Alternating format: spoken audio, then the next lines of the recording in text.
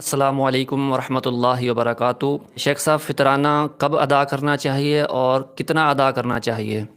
بسم اللہ الرحمن الرحیم، الحمد للہ رب العالمین والصلاة والسلام علی سید المرسلین وعلی آلہ واصحابہ اجمعین۔ اشہد ان لا الہ الا اللہ وحدہ لا شریک لہ واشہد ان محمدا عبدہ ورسولہ صلی اللہ علیہ وسلم، اما بعد۔ السلام علیکم ورحمۃ اللہ وبرکاتہ۔ محترم نے جو سوال کیا ہے کہ فطرانہ کب ادا کرنا چاہیے اور کتنا ادا کرنا چاہیے، یاد رہے کہ فطرانہ یہ لازم اور ضروری ہے، ہر مسلمان کو یہ ادا کرنا ہے، وہ چاہے بالغ ہو، نابالغ ہو، امیر ہو، غریب ہو، صحیح ہو، بیمار ہو، روزہ رکھا ہو یا نہ رکھا ہو، ہر حال میں جو بھی شوال کا چاند نظر آنے سے پہلے موجود ہے زندہ حالت کے اندر، اس پر یہ لازم ہے۔ اس فطرانے کی مقدار کیا ہے؟ نبی کریم صلی اللہ علیہ وسلم کے متعلق حضرت عبداللہ ابن عمر رضی اللہ تعالیٰ عنہ فرماتے ہیں، جناب ابو سعید خدری رضی اللہ تعالیٰ عنہ بیان فرماتے ہیں، نبی کریم صلی اللہ علیہ وسلم نے فرض صدقۃ الفطر صاعًا، اللہ کے نبی صلی اللہ علیہ وسلم نے ایک صاع مقرر کیا ہے فطرانے کے صدقہ کے طور پر۔ مختلف اجناس کا پھر ذکر کیا گیا ہے، جن میں گندم ہے، جو ہے، کھجور ہے، کشمش ہے، پنیر ہے، ان میں سے ایک صاع ادا کرنے کا حکم دیا گیا ہے۔ یہ ایک صاع، یہ ایک پیمانہ ہے جس میں ماپ کر کے یہ اشیاء دی جاتی ہیں اور لی جاتی تھیں۔ جس طرح ہمارے ہاں آج کل دودھ ہے، ہم پیمانے میں ماپ کر دیتے ہیں 1 لیٹر، اسی طریقے سے پرانے وقتوں میں صاع اور مد کا نظام، فرق کا نظام اور وسق کا نظام چلتا تھا۔ یہ مختلف پیمانے تھے، ان میں سے ایک پیمانہ ایک صاع ہے، اور ایک صاع کی مقدار کے حوالے سے آج کل کے اس حوالے سے مختلف علماء کے اقوال ہیں۔ کچھ کے نزدیک یہ 2 کلو ہے، کچھ کے نزدیک 2 کلو 100 گرام ہے، کچھ کے نزدیک 2.25 کلو ہے، کچھ کے نزدیک 2.5 کلو ہے۔ عرب علماء میں سے ایک بہت تعداد کے نزدیک 3 کلو تک بھی انہوں نے کہا ہے۔ تو مناسب جو رائے ہمارے محقق علماء کرام کی ہے وہ تقریباً، اور محتاط بھی ہے، وہ 2.5 کلو کی ہے۔ لیکن کوئی اس سے زائد دینا چاہے اپنی مرضی سے تاکہ اختلافات سے بھی بچا جائے اور لوگوں کو فائدہ بھی زیادہ ہو، تو وہ 3 کلو جیسا کہ علماء کی رائے ہے وہ بھی دے سکتا ہے۔ باقی رہ گیا یہ کب دینا چاہیے، تو اس کو پہلے یہ سمجھ لیں کہ اس کا مقصد کیا ہے، تو اس سے ذرا سمجھنا آسان ہوگا۔ نبی کریم صلی اللہ علیہ وسلم کے متعلق جناب عبداللہ ابن عباس رضی اللہ تعالیٰ عنہ فرماتے ہیں کہ اللہ کے نبی صلی اللہ علیہ وسلم فرماتے ہیں کہ یہ جو فطرانہ ہے طہرۃ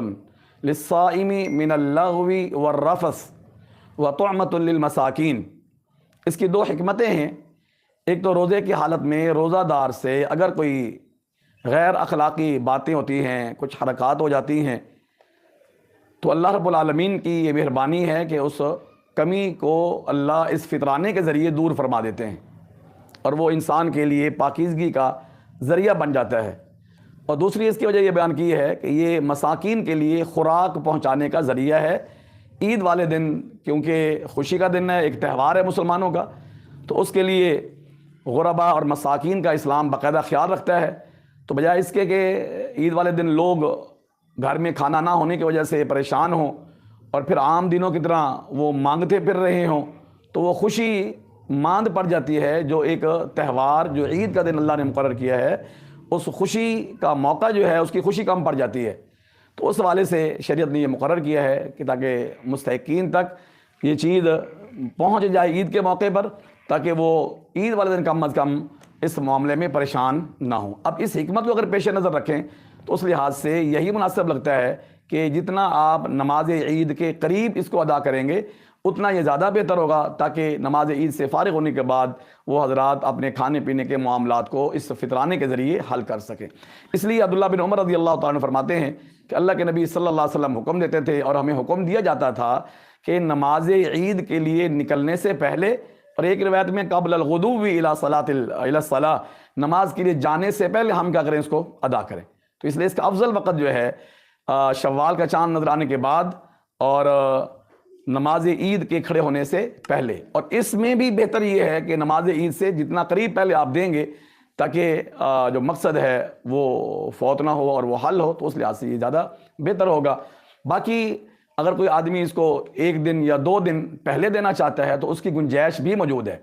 حضرت عبداللہ بن عمر رضی اللہ تعالیٰ عنہ کے حوالے سے موجود ہے کہ وہ نماز عید سے 1 دن یا 2 دن پہلے، یعنی 28 رمضان کو یا 29 رمضان کو وہ دے دیا کرتے تھے، لیکن امام بخاری رحمہ اللہ نے اس پر تعلیق لگائی ہے، وہ فرماتے ہیں کہ وہ دیتے تھے ان لوگوں کو جو فطرانہ جمع کر کے لوگوں تک، مستحقین تک وقت پر پہنچاتے تھے، نہ کہ ڈائریکٹ مستحقین کو نہیں دیتے تھے۔ ڈائریکٹ مستحقین کو اگر آپ وقت سے پہلے دے دیں گے تو پھر وہ خدشہ موجود ہے کہ وہ وقت سے پہلے اس کو استعمال کر لیں گے اور جو حکمت ہے وہ ضائع ہو جائے گی، وہ فوت ہو جائے گی۔ اس لیے امام بخاری رحمہ اللہ کا میلان اس طرف ہے، اور یہی بات مناسب لگتی ہے کہ آپ وقت سے پہلے دے سکتے ہیں، لیکن ان لوگوں کو دیں جو جمع کرنے والے ہوں اور فقراء تک وقت پر پہنچانے والے ہوں، نہ کہ آپ ڈائریکٹ فقراء کو 2 دن یا 3 دن پہلے دے دیں۔ اگر پہلے دیں گے تو پھر وہ مقصد جو ہے وہ اللہ عالم فوت ہو جائے گا۔ اس لیے مناسب یہ لگتا ہے کہ یہ 1 صاع جس کا وزن ہم نے ذکر کر دیا ہے اور مختلف اجناس ہم نے ذکر کر دی ہیں، ان میں سے دینا چاہیے، اور کب دینا چاہیے وہ وقت بھی ہم نے آپ کے سامنے ذکر کر دیا ہے۔ ہمارے ہاں جو لوگ رمضان کے شروع میں ہی فطرانہ نکال کر کے الگ کر دیتے ہیں، اور پھر جو عام